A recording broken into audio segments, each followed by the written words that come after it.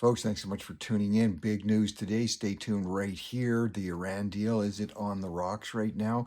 We're going to find out about that today. Some amazing stuff happening with Cuba. Are they really turning away from communism? And we're looking at a lot of World Cup action that's getting far more beyond the sports world. Thanks for tuning in. Tell your friends and neighbors. StockwellDay.com is where they can find the site. Hello to our American friends. And let's jump right into it here. The Vice President of the United States, J.D. Vance, was supposed to be in Switzerland today to sign the Iranian deal, the so-called peace deal, and he has canceled that. He is not going. That's got a lot of attention. There were talks supposed to take place today between Qatar, Pakistan, Switzerland, the U.S. on this. All have been, well, they're saying postponed for now, so everything up in the air. As far as the meeting that was going to be taking place in Bergenstock, Switzerland. That's not Birkenstock like the sandals, that's Bergenstock. We had China's foreign minister Wang Yi had even come out saying this is the deal, is bringing in a new dawn of peace, and now things are kind of on hold. Remember, on Wednesday, President Trump had electronically signed, didn't show up in person, a document that was also signed by the president of Iran, Masoud Pezeshkian, and that was a 14-point memorandum of understanding that things were moving ahead. So a lot of people scratching their heads and saying, are the talks going to get back on track or not? The markets are cautious. There hasn't been a lot of fear on this. There's a bit of a pause in some of the sales related to market activity. There has not been a rush to gold investments. And you recall in our past discussions, we talk about how the fact when markets are really nervous and when people are really nervous on investing, there's a rush to gold because it's traditionally the stable place to put your money when things are looking a little rocky. But there hasn't been a real uptick there. There hasn't been an uptick on the price of oil, which yesterday was down as low as $74 a barrel. So people just kind of watching and seeing what's going on here. Well, on big news yesterday was and going into today, President Obama's the center that he has built for himself. It's more than just a library, as many presidents do. It's a gigantic building on Chicago's south side. He did the official opening yesterday. This building towers very high. It's huge, and it's was supposed to be coming in at around $500 million when it was started way back in 2015, but there were many delays on it. It's over $1 billion. It's way over budget, but apparently a fantastic building. It grabs the whole skyline, and there were already concerns he was going to be using minority-based contractors. There's been some concerns relative to some contractors not getting paid, but that often happens with building projects. We'll see just how far it goes. Bruce Springsteen, of course, I just as I kind of get excited when I see really old athletes doing really well. That helps makes guys like me feel good. It's nice to see really old rock stars still doing well and usually getting called out to do Democrat or left-wing events. But Oprah was there at the opening. Tom Hanks showed up. Didn't see President Trump, but hey, he was kind of busy doing other stuff. So very interesting there. A lot of criticism that he started the event, or the event was started with a land acknowledgement, acknowledging that the building was on some traditional lands of some First Nations people. A lot of lot of people pushing back on that, saying if it really was a land acknowledgement that it was on stolen land, why doesn't former President Obama just give the land back instead of building on it? Anyway, those controversies continue to rage, as does the one in the Major League Baseball. You've probably seen, and there's an update on this, a bit of a dispute going on and protest relative to the baseball hats. First of all, the Texas Rangers are the only Major League Baseball team that does not actually acknowledge or participate in activities related to Pride Month or Pride Day. They kind of take a belief that leave all that stuff out of sports. They don't attack any particular groups. They just say, let's just play ball.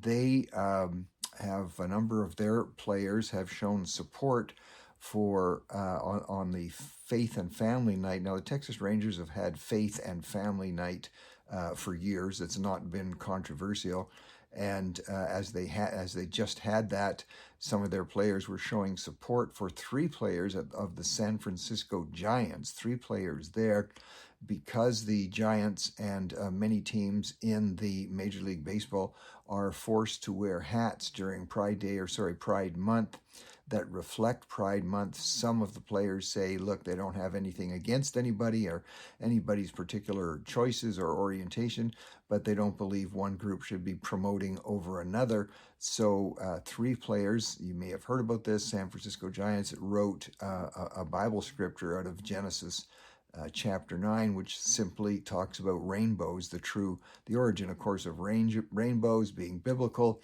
and being a promise that the world will never again be destroyed by a flood. So that's what they had written, a rainbow reflection from Genesis 9. They're in trouble, those three players. A lot of controversy going on over that. It's unfortunate, but anyway, we'll see what happens. If you're watching the World Cup, the FIFA World Cup, watch today the Australia-US match coming up in Seattle. This is a long-standing rivalry between Australia and the U.S. Both of those teams won some pretty incredible games already this week, and so this is seen as who's going to be the top of the next division as the World Cup continues. Big rivalries there. Well, on the East Coast, there's been so much talk and amazement by European fans on everything from U.S. restaurants to the choices that are available, prices lower than Europe. And now so many European fans have discovered ranch sauce, believe it or not, and also the Chick-fil-A sauce, that they're buying up the super large, you can buy the jumbo sizes of ranch sauce, and they're throwing it in their luggage to take home. So much so that the TSA, that's the Transport Safety Administration, if you're flying, has warned them, do not put the ranch sauce, don't put the ranch sauce in your suitcases where we can't see it. It's got to be where we can't see it. Put it in your carry-on. So ranch sauce has really grabbed Europeans. They're loving it. Governor Sarah Sanders, that's Governor Sarah Huckabee Sanders. She's the daughter of former Governor Huckabee, has announced in their state. They started in 2023. They brought in legislation called the LEARNS Act. That's, yes, the word learn as in school. And it was radically transforming how education had been delivered for a number of years. They were pushing back against some of the sexual orientation, gender stuff. They were taking that out. They had banned what's called race theory, critical race theory from the curriculum. They had put a focus on what they felt learning was all about in terms of mathematic proficiency, reading proficiencies, studying, and being able to understand history. And so they've done their first reviews in terms of results from that are showing now after there's a 3-year review. Predictably, we shouldn't be surprised by this, math scores, capabilities have gone up over 7%. Reading comprehension skills have gone up. Communication skills have gone up, and they've actually increased the amount of money for teachers and put in performance-based pay for teachers. So if you could prove unequivocally that your students were improving, you even got a boost on that. So that's going to be getting a lot of reaction, and you're going to see other states saying, should they be moving in that direction? In California, when we've talked about this before, the Union of Service Employees and the Healthcare union workers has put forth a vote to come up in the legislature saying that all billionaires should be taxed 5%, and that goes and should be done retroactively back to January 1. That's got a lot of controversies, of course, a lot of left-wing Democrat support for taxing more billionaires. But Government Newsom has not been in favor of it. So the union has come back. Interestingly, they've seen a lot of public support against this increasing tax because it makes people run from the state. It makes people want to do business in other states. We reported on this yesterday in terms of some of the effect that this is having where cities even right side by side to each other, like Seattle and Bellevue. We talked about this yesterday. Bellevue goes with a lower tax regime and more friendly to people wanting to open a business. Seattle clamping down on it, and Seattle is really hurting. So now the union has come back in California saying, well, how about we just tax them 2%, tax all these rich people an extra 2%, and Governor Newsom, remember, he's pretty left-leaning on stuff like this, but he's running for president. That's what the speculation is. So he says he won't even support that. So very interesting to see. We'll see how that particular thing is going to go. Keep an eye on Colombia. Yes, not British Columbia, but Colombia in South America. They've got big presidential election coming up on Sunday. And the two candidates, one is strongly left-leaning. His name is Ivan Cepeda. And the other one would be more conservative. And he has the support of President Trump. This is Belardo de Espriella. So watch for that election coming up on Sunday and see what the population there is supporting. Are they going to want to go back to their left-wing socialist days, or are they going to support somebody that has the support of President Trump? Well, good report by Ivan Angelowski and his team at CBC. They've done a report showing that Canadian sniper rifles, there's a well-known Canadian firm that has very proficient in the manufacturing of rifles that are sold to for military purposes. The company's name is Sterling Cross. They're actually out of Abbotsford, and their high precision rifle, the XLCR. Now that's not available for hunting. It's not available for general purchase, but it's showing up in Sudan. Somehow people in Sudan have acquired that. The company itself has not sold those rifles to Sudan, but somehow they've made it through the black market. And Canada's one of Canada's cabinet ministers is saying they're going to be looking into this. And let's hope this is done carefully so that the company itself isn't penalized. It seems that some black market stuff is going on. So Canada scoring high in the availability, not the availability, but the quality of precision sniper rifles. We'll talk about sniping. Canada's team, of course, winning 6-0 against Qatar, amazing game, and Jonathan David getting actually a hat trick in that game, which was stunning. So Canada has moved to the next group, and we're very excited about that, seeing where that's going to go in World Cup.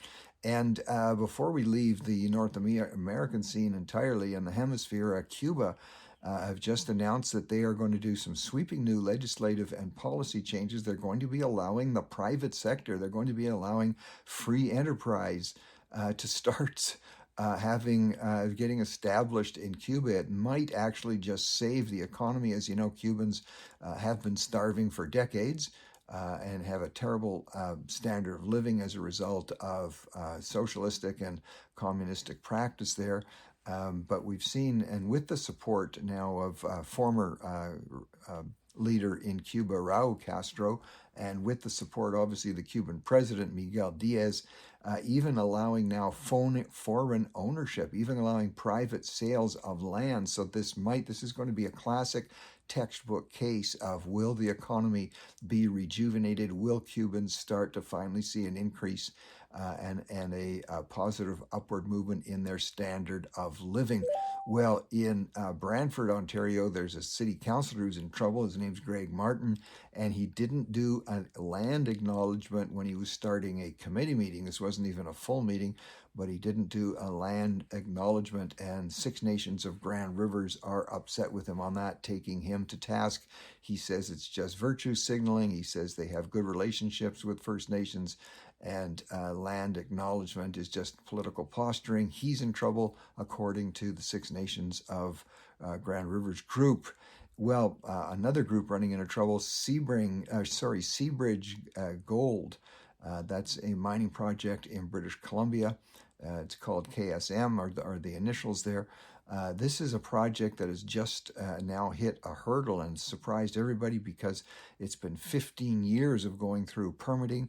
$1.2 billion has been spent. Very significant environmental studies have been done. It has the support of two very large First Nations groups, promising all kinds of jobs, millions of dollars to a couple of First Nations groups. But Emily Burke, the Supreme Court Justice, this is BC Supreme Court, mind you, has stopped the project. She said she found a group of First Nations people that aren't even, according to some, registered as an actual First Nations group, but they've been able to stop the project because they say they were not significantly consulted. So that's been a huge blow to investment, especially on that project. That's going to have a chill right throughout the province of British Columbia, and ironically, all First Nations groups that are involved in forward-looking economic and social progress, they're all going to be hurt by this. The Assembly First Nations Assembly Treaty First Nations Chiefs for Treaty 6 in Alberta, you may have heard of this, have asked the RCMP to investigate Prime Minister Danielle Smith for treason. Yeah, get a hold of yourself, for treason, because they say she's a separatist. First of all, she's not. She's been very clear of that.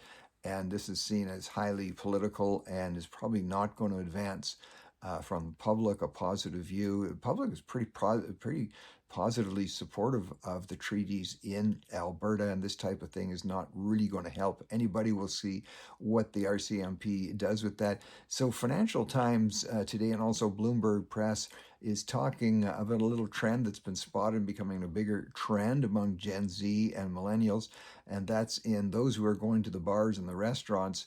Matchbooks are popular once again. I don't know, some of you who are my age may remember you'd go to restaurants, you'd go to different, or people would go to different bars, and each restaurant would have its own insignia on a matchbook. That's those little books of matches. Remember, there usually about 20 little matches inside, and you flip that open, and there's your match for lighting your cigarette, whatever. It's not necessarily pointing to a resurgence in smoking, though that's being looked at, but just having these, grabbing these as souvenirs from restaurants has really become a craze. So much so now that restaurants who used to give them out for free are now charging $1 for the matchbooks. That's an interesting trend. We'll see where it goes. A trend of a book that's even more interesting. The Guardian publication, the Guardian newspaper in UK says they have the numbers in from 2025. Bible sales have spiked considerably. Bible sales going up in the UK. Main reason for that is Gen Z. Wanting to see what written Bibles are saying. Well, there you go, folks. Stay tuned for tomorrow for the news coming up ahead. Thanks for tuning in today.